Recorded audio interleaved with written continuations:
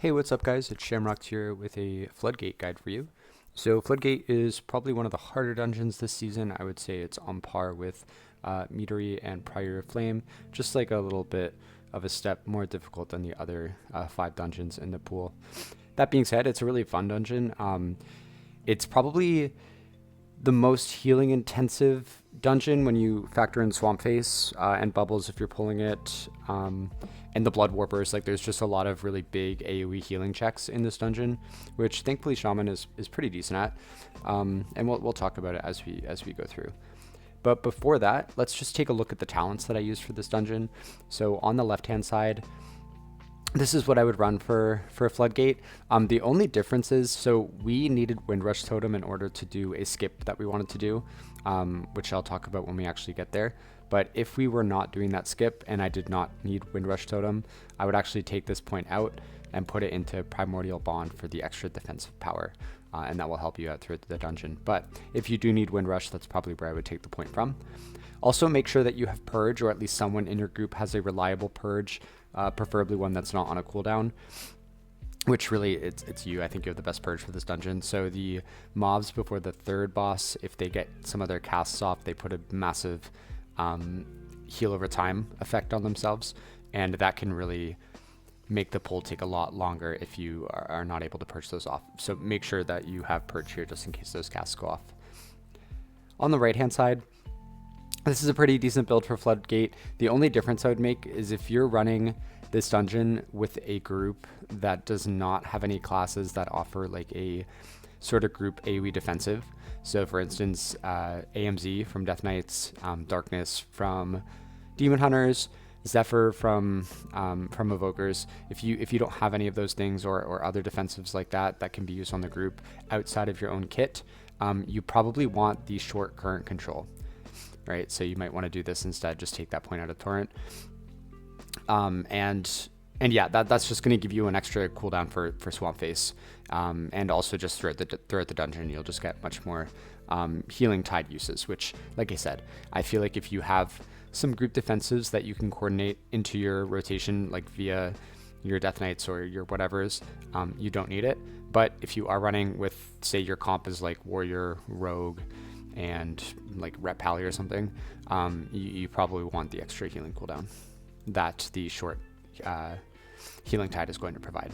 So yeah, that's how I'd play around with that. But other than that, everything else would stay the same for Floodgate. So feel free to just copy this. I will put the talent import string into the details of this video, so you can just copy that right into your build if you want. So with talents out of the way, let's actually get into the dungeon itself. All right, let's get into this. So the way the route for Floodgate will change depending on your group comp and whether or not you're skipping the mini boss at the end, and just maybe the order in which your tank pulls some things. But for the most part, the majority of Floodgate routes will be basically the same.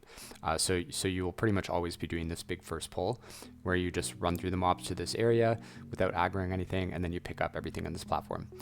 This is a lust pull. You're going to need 2 people focusing kicks on the surveyors, and you're going to need to be watching your feet for the Shreddinator 3000s when they do the buzzsaws on the ground, and when they do their flamethrower, you're just going to have to watch that as well. But other than that, this isn't really a healing intensive pull. What you do really need to watch out for, though, is the 2 surveyors. They throw dynamite at random people, and it does quite a bit of their health. It's probably going to chunk like 50% of their health. So if 2 people get targeted by this, or sorry, if 1 person gets targeted by 2 dynamites at the same time, they will likely die on anything higher than like a 15 if those things are not interrupted, or if they are not, or if the person doesn't use a defensive. So any kind of knock up or stun or ability like that will stop them. So just make sure you're watching for that, because we have a perfect ability with our knockback or our knock up for it. Moving on to the second pull, this is not so bad. Just make sure you're dispelling, basically throughout this whole dungeon, you're going to just be dispelling the tank as much as you possibly can when you don't have to worry about other people being dispelled. But otherwise, these hyenas, they really do truck the tank, so just make sure you're watching them. And then otherwise, you have the architect, which are going to build the scaffolding, and they are going to be shooting nail guns at people. If you get hit by a nail gun, you will get stunned. And the scaffolding, once they build that, they jump on top of it and you can't really attack them until that scaffolding is dead. So just make sure you are aware of the mechanics that are happening so that you can heal your group accordingly. Really what you need to be doing here is watching who gets hit by the nail guns and just making sure they stay topped up. There's also surveyors in this pool, so once again, make sure you interrupt them and watch who they're throwing dynamite on. And then lastly for this pool, you have I forget what they're called, but they're the spinner dudes. So here they do the wind up. You can see it happening actually right now. Those really, really hurt. So if all 3 or 4 of them are casting wind up and people are stunned and they can't move away from them, those people will 100% die. The windup can only be stopped by full stuns, not just knockups, but they can be slowed as well. So, feel free to put down an Earthbind Totem, knock them up to slow them as well. But you should, with your group, be coordinating stops. You'll usually get 2 to 3 windup rounds from these guys. So make sure if you have a Cap Totem for the first, that somebody else has something for the second. Once again, it is only full stuns that work, so be aware of that. But if you can control the windups in this pull, very easy. It's nothing to be scared of. It's really just a hard pull for your tank to try and live with all the hyenas and everything else attacking them. Okay, make sure you're also doing these weapons. Make sure you're pilfering them. I actually had a run near the beginning of this season. I think it was a 15 that we missed because we did not pilfer the weapons piles. And so after we killed the second boss, we had to go back and waste 2 minutes going back and actually pilfering those. So make sure you're pilfering those as you go.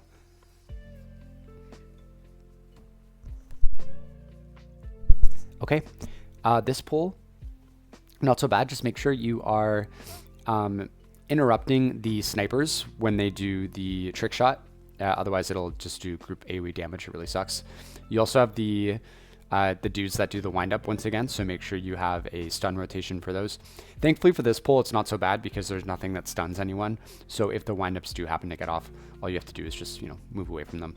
Once again, this is a great pull for Earthbind Totem and your knock up and anything else that will slow them down. And then I believe after this pull is the first boss. First boss can seem a little bit scary the first couple of times you do it, but it's fairly easy. It is a little bit of a healing check, but once again, if you have any group defensives like AMZ, Darkness, stuff like that, if you're able to rotate them throughout the AoE phases, you'll be fine. Even if you don't, though, you have more than enough cooldowns to make it through this boss, especially like I said at the beginning of the dungeon. If you take short healing tide because you don't have any other group AoE defensives, that is really going to help you immensely throughout this whole dungeon. But otherwise for this boss, what you're really doing is you're just spot healing people who are getting shot. You are watching out for the doom things that these guys do, which are those blue circles on the ground. Just make sure you're moving out of those, always watching your feet. The doom storm, you can see it happening right there. And then basically if you don't kill all of the ads before a certain timer, I believe it's 30 seconds or something like that, maybe a minute, she will put a barrier up that will just do AoE group damage until all of these little minions die, at which point she will recharge and do more group AoE damage. So if your group takes too long to kill everything, you'll get the shield, which is going to do a lot of AoE damage, and you're going to have to waste your healing resources on that, and then you won't have anything for this jumpstart that you see right here, which is bad. So yeah, make sure your group is focusing them down and that you don't have too much time with a barrier up. Usually you'll get 5 seconds or so of a barrier, which is not that big of a deal, but anything 10 seconds or longer is really bad. So just make sure your group is obviously focusing those ads down. But what I like to do, so for the first set, what I'll do is I'll do 2 healing stream totems and the chain heals that obviously come out of them, and I will do a totemic recall, and I will do a 3rd healing stream totem as well towards the end of the intermission phase. And that coupled with your spot healing of chain heals, downpours, healing surges, all that should be able to keep people alive. If you're in a situation where that's not enough, just make sure people are using defensives as well. You could easily use Astral Shift there or whatever. And then the next one, we're going to use a healing cooldown. And keep in mind, at the end of the pull after this boss is a pretty big healing check as well. So you want to make sure you have at least 1 cooldown at the end of this boss fight. So you don't just want to use everything. You want to be a little bit conservative with what you're using.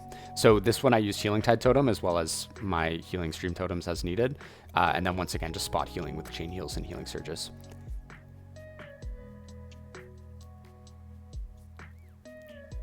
And you'll usually get about 3 shields, maybe 4. If you get 4, it means your group is sort of taking a long time, which is unfortunate, but it does happen. Also, you'll see I literally just put my Surging Totem on the ceiling. There's actually a few times throughout this dungeon where that can happen, so just you know, be careful with that. Especially on Swampface, we'll talk about it when we get there, but it feels super bad to put your Surging Totem on the roof, especially during a healing check. As you can see, boss is pretty easy, as long as people are doing the kicks and killing the ads and not standing in the electrified stuff, and as long as you have the correct healing cooldown rotations in order to handle the intermission phases, you should be totally fine. The only other thing I haven't mentioned that you've probably seen throughout the fight is every so often she will target somebody with like a big sonic wave blast. That person should aim it at a faraway wall.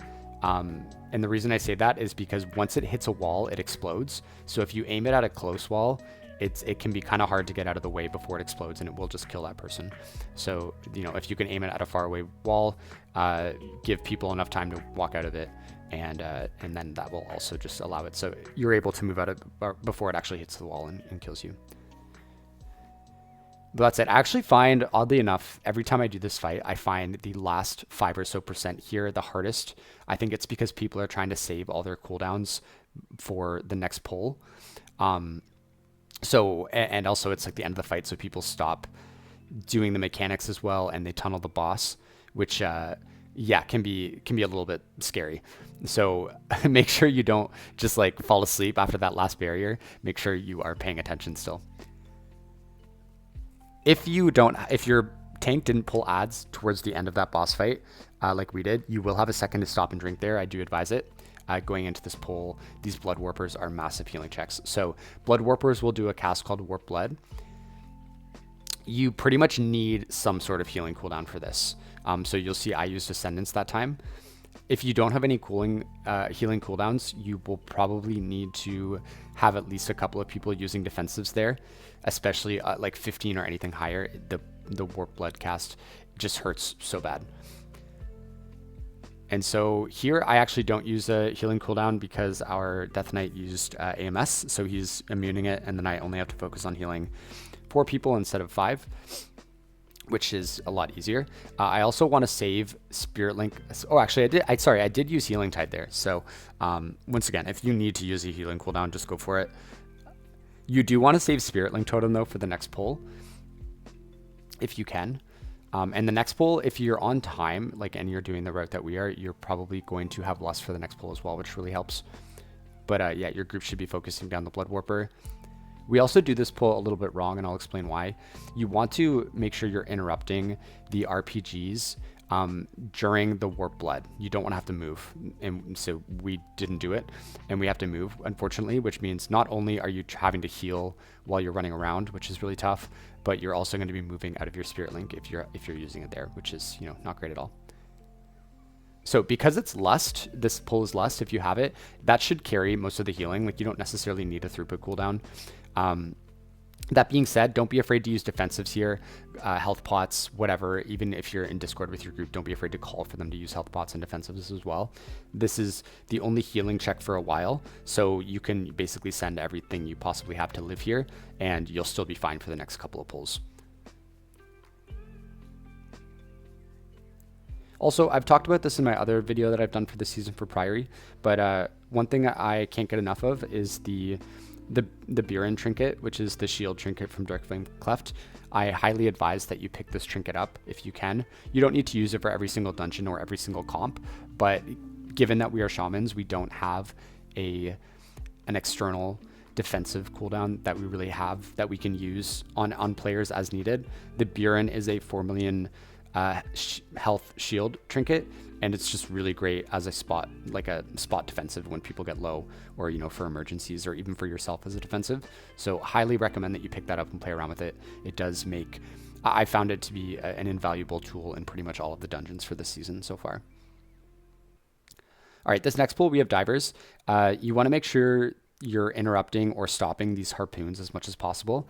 If a harpoon goes off, it's going to stun somebody as well as do some damage to them. The damage is not lethal. That's not the scary part. The scary part is the stun, because they also drop bombs throughout the entire time you're fighting them. And if anybody is standing even close to the bomb, when they explode, they will die. And obviously, if you walk over a bomb, you're going to die as well. So when you see those bombs, even if you're like safe standing next to them, I would advise moving far away. I've had it happen at least once where I thought I was safe, but then the bomb explodes and I'm too close to it and I die. So make sure you're giving yourself lots of room there. All right, this next pull is not so bad. You have the Architect, which is going to be shooting the nail guns once again, and you also have your divers. Make sure your divers are staying interrupted, and then that should keep everything okay. You're also, because the nail gun does stun and you can't stop it, people need to be careful if you're doing divers with this pull to, once again, just be standing away from the bombs, because you can get stunned, and if you're too close to them, you'll die, which is, feels bad. So.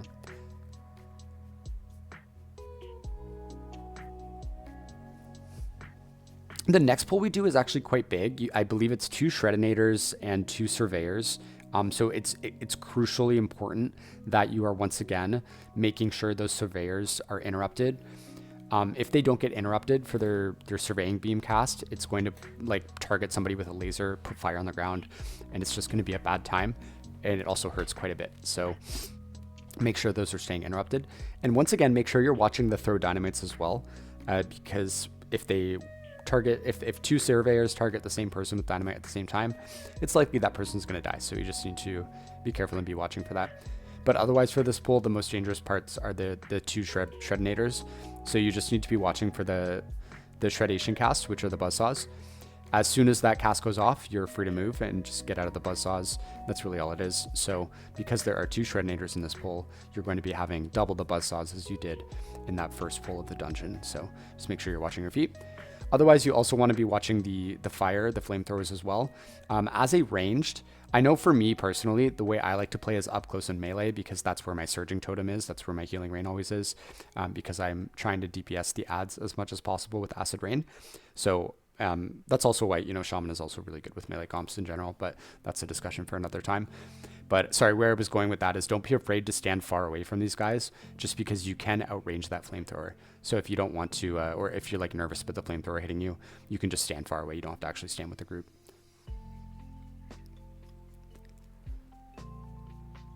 Okay, and then that will bring us to our second boss. I believe we take the Shreddinator into the boss after his buzzsaw cast, and then we just to get a little bit more damage on the boss as we kill this thing.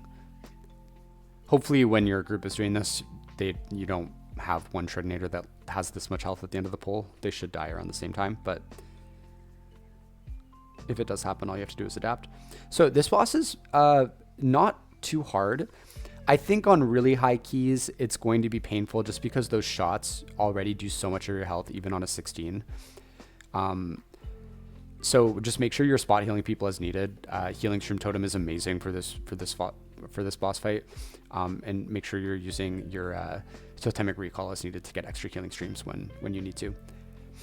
Otherwise, the mechanics for this, every so often, some bombs are going to drop out. There's 2 ways to handle the bomb. First is with the gel. So every so often, she'll put an explosive gel on somebody. You basically get 2 of them per bomb phase. Once that person gets the explosive gel on them, it's going to put a circle on them.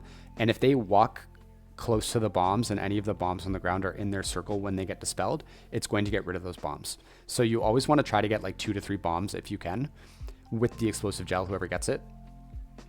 A note about the explosive gel is it hurts a lot. It hurts both when it's on the person, it is a dot, and it also does a big chunk of damage when they are being dispelled. So if you get targeted with the explosive gel, or anyone in your group does, make sure you're using a defensive if needed. It can really hurt if you get comboed with the shot while you have it. Otherwise, it's not too bad. And then also, if you're in comms or, have a way to communicate with your group at all, make sure that people who are getting the explosive gel know that they have it and get to a bomb ASAP, because you want to get that dot off of them as quickly as you can. Honestly, the hardest part about this fight is killing these guys evenly. If one dies before the other, you basically, they get a damage bonus, I believe, depending on which one dies. But what they also do is you lose your ability to deal with the bombs. So I actually did this dungeon once where we had all the bombs go out and then the big guy died and we had no way to get rid of the bombs. And thankfully we still killed it, but it was like a millisecond before all the bombs exploded. Another note about this boss too, regarding the bombs, is if they do explode, if you get one bomb or even 2 bomb explosions, it's not the end of the world. You're not really using healing cooldowns during this fight. Like, they're not really needed. I would say, like, if you have to use a healing cooldown, probably just send Healing Tide just to help, keep people alive when needed. But you should definitely save Spirit Link for if a bomb goes off, it will save the group. Also, you'll see I die here because we decided to full focus the big guy as the smaller dude had was going to die way quicker. So we kind of like let the small guy just go and do whatever he did. And so he went way off to the side and I didn't see the beam that he was doing from way off on the side. So that's how I died. So if that happens to you where you have to hard focus the big guy and you're kind of ignoring the little guy, just really watch those beams because they are quite long. So even if the guy is all the way across the room, those beams can still hit you if you're not paying attention, which is, clearly exactly what was happening to me. But all right, once they're low enough here, we're kind of just ignoring these bombs. We're just going to kill the guy. And then we get to the fun part as a healer. So, also make sure your group is helping out with this. So there is a weapon stockpile that needs to be pilfered after this boss. And there's a detonator that needs to be hit. So you can see my group ran off. Thankfully, we were in comms, so I just told them, okay, I have to go do those things. And then they started the next pull. And since they know I'm not there, they're also being super careful because this next pull is a little bit scary. And what happens if you don't hit this fire button? There's like red circles that sort of hover around the water area. And if you're in them, you basically die. So if you don't get rid of those, you basically won't be able to do this boss because those red circles are going to be following you all over the place. So you have to make sure you hit that beam. All right, this pull is kind of scary. You absolutely need to be in some sort of comms, in my opinion, to do this pull accurately. You basically just need to alternate stops. The jettison kelp hurts a lot. So if they all start casting that at the same time and you have no way to stop them, it's going to kill your group. The other thing they do is the restorative algae. That is a huge, massive hot that goes on them. And if you can't purge that, it's basically going to heal them to full. So make sure that you, once again, bring purge, as I mentioned at the beginning of the dungeon. If you did the route that we did, you will probably have Lust on this boss. So we have it about a minute in. I do advise using Lust on this boss. Shaman is actually pretty good at healing this boss, but our biggest weakness is that obviously we're constrained by our mana. So that's really going to be your biggest hurdle for figuring out this boss. But what you really need to do is just space out your cooldowns for throughput and defensive cooldowns for those AoE, the Awaken the Swamp casts. That's really the only really dangerous part of this fight. Otherwise, the constant AoE damage that's happening to people is not that bad to deal with. If you guys remember Kajin, it's a little bit like that. It's actually not as bad. I mean, obviously, when you get to a high enough key level, it will feel like Kajin did, but it's actually a little bit less front-loaded. Kajin was just consistent, really rough AoE damage the whole fight.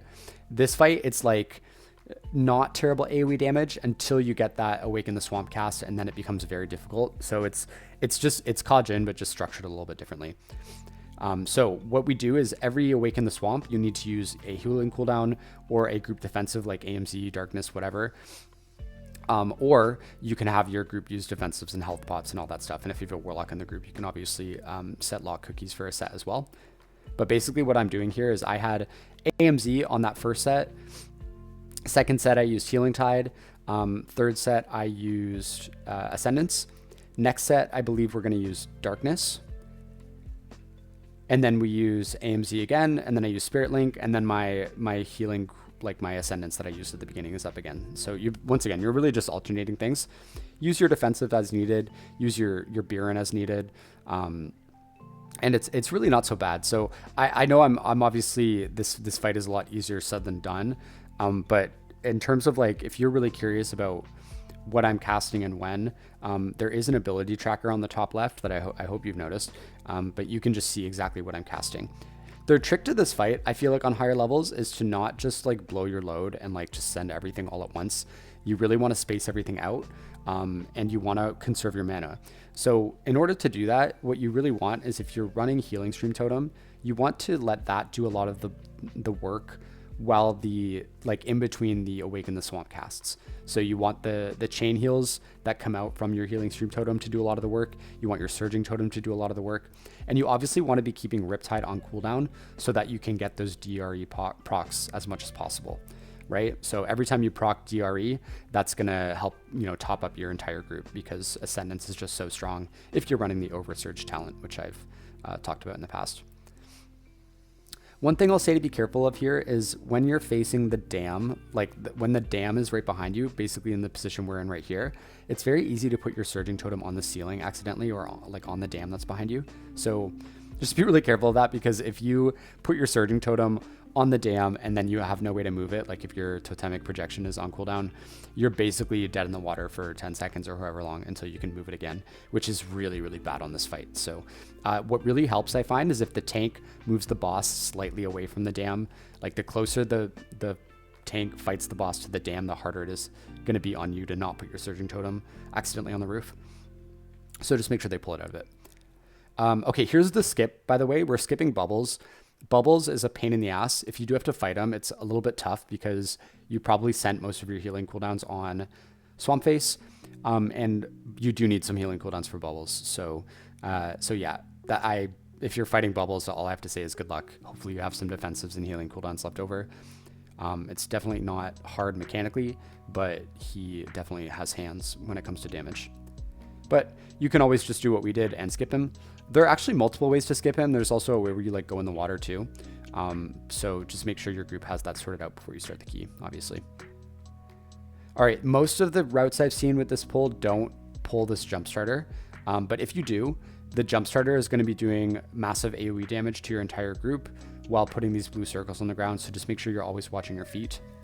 The inspectors here are really hard to deal with. They jump behind people and do a big frontal cone.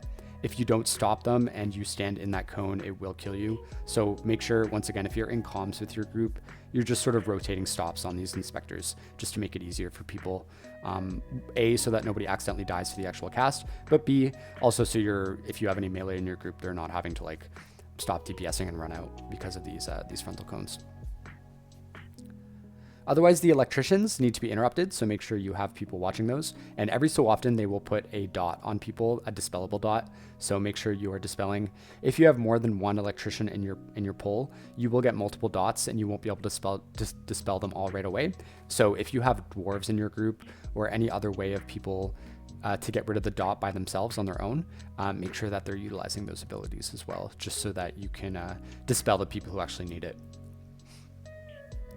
All right, so we're getting to the end here. We have a couple pulls left, as well as the last boss. Thankfully, the last boss is not nearly as hard as Swampface, in my opinion. So if you can get past Swampface, you're pretty much in the clear, assuming you can get past this trash as well. As you can see, I've stopped here to drink. I know I'm not going to have a lot of time to drink before the last boss, so I'm trying to keep as much mana as I can, because the last boss is a mana sucker for sure, just because of the amount of spot healing you'll have to do on the group from the dots that go out, but we'll talk about that when we get there. This is another pull with a jump starter, as well as a couple of electricians and a surveyor. So it's basically the same as the pull we did before. Just make sure you are, healing the group as needed with your AoE heals. I would say don't use any healing cooldowns here if you can avoid it, or defensives as well. The next pull is 2 jump starters, and it really hurts the group a lot, and you're probably going to need 2 or 3 healing cooldowns to get through it. So just make sure that you're saving something for that. And thankfully, I have Spirit Link and Ascendance up, and I will have Healing tied up as well in a bit. So I am definitely good for the next pull. These guys also really hurt the tank. As you can see, the tank is getting trucked here. So make sure you're not ignoring them. Make sure you're spot healing them as much as possible, and keeping Earth Shield on them as well.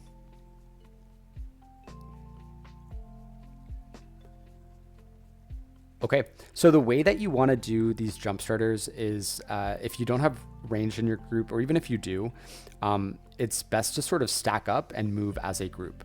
So you can basically, we're not doing it right here at the beginning, but you'll see once we get the rhythm, you're basically just going to move back and forth with these circle baits. But other than that, once again, there is going to be massive group AoE damage, so make sure you're using your cooldowns as necessary. If you have AMZs in the group, Darkness, Zephyr, all that stuff, make sure you're using those as well. But you'll see I used Ascendance when we first started this pull, and then I used Healing Tide once it was off cooldown, and then I'm going to use Spirit Link, I believe, towards the end of the pull after we use... we've already used Darkness, and we've already used AMZ, and so yeah, here we go, Spirit Link. And then once your group should be focusing one of them down. Once one of them dies, it obviously becomes a lot easier. And also make sure you're using your Surging Totem on cooldown so that you get those extra downpour casts. Make sure you're using your Totemic Recall for the extra Healing Stream Totem as well. And this pull should be not necessarily a piece of cake, but it should be more than manageable for you. I would advise keeping at least one defensive up for the next boss. So I currently have... Stone Bulwark Totem in case I get targeted with the dot, which really hurts. I also, as you can see, I have no AoE healing cooldowns going into this boss, and the very first thing he does is AoE damage. So we were thankfully in Discord, so I just told everyone, hey, I'm kind of light, make sure you're careful. But even if you have nothing, like you can see me here, you should be able to brute force your way through one of these phases just with chain heals and healing surges and healing stream totem as it comes up. So once you heal that AoE, this boss is going to put water puddles on the ground. Make sure you're staying away from those. And then he's going to do Gigazap on the tank, which is a huge dot on the tank and a huge hit on them as well. So make sure you're watching your tank and keeping them healthy before that tank buster comes out. And then next he's going to put a dot on two people. Obviously, sorry, he already put the dots out. I'm kind of just lagging behind in my explanation, but we'll see them again. The dots on the two people hurt quite a bit. So make sure if you're getting targeted, you have a defensive. And if you don't have a defensive up, you are keeping your finger on that health pot if you need it. And you're just kind of spamming healing surges on the people who need it. This is a great spot to utilize your water moat. So water moat is when you put Surging Totem down, your next healing surge will also heal somebody who's standing in healing rain. So, if you heal one person who has the dot and the other person is standing in your healing rain, while you have water mode up, it's going to be a double heal on those people, which is great.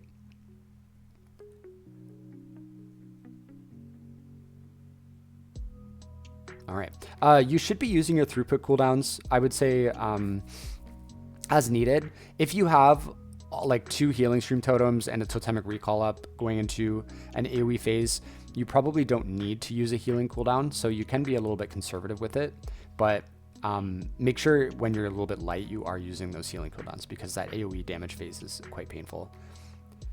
When you get targeted with these little electric balls, make sure you are picking a far away puddle to aim your ball at. You basically want to get behind a puddle, and then once the electric ball hits the puddle, it goes away and turns the puddle into an electric puddle. Just a note, if you step into the electric puddles, you will get stunned, so stay far away from them. And if you step into the regular puddle, I believe you get silenced while you're in there, so just be careful of that as well. All right, so this one I use Healing Tide. We also use Darkness. And other than that, I'm just spot healing. Once again, this fight thankfully is like rinse and repeat. There's no surprises. You get, AoE phase, tank buster, 2 dots, tank buster, 2 dots, back into AoE phase. Honestly, for me, the most dangerous parts are these single dots on people. They really, really hurt, especially if somebody doesn't have a defensive up for them. So once again, just be careful. Make sure you're utilizing your whole kit.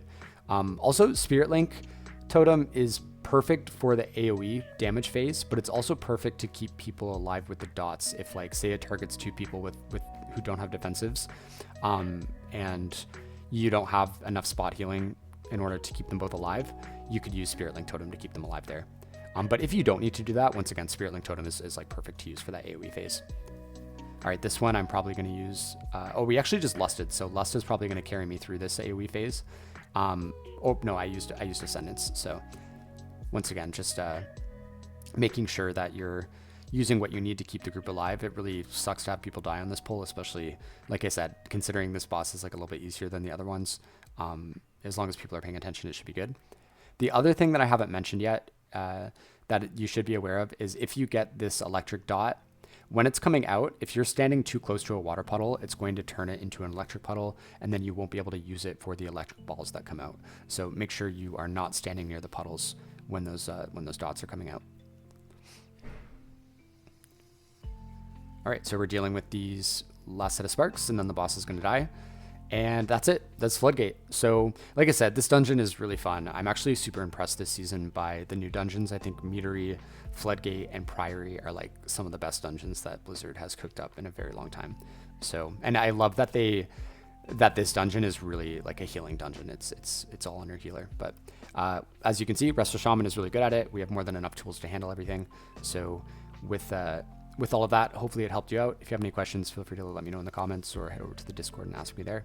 But until next time, thanks for watching.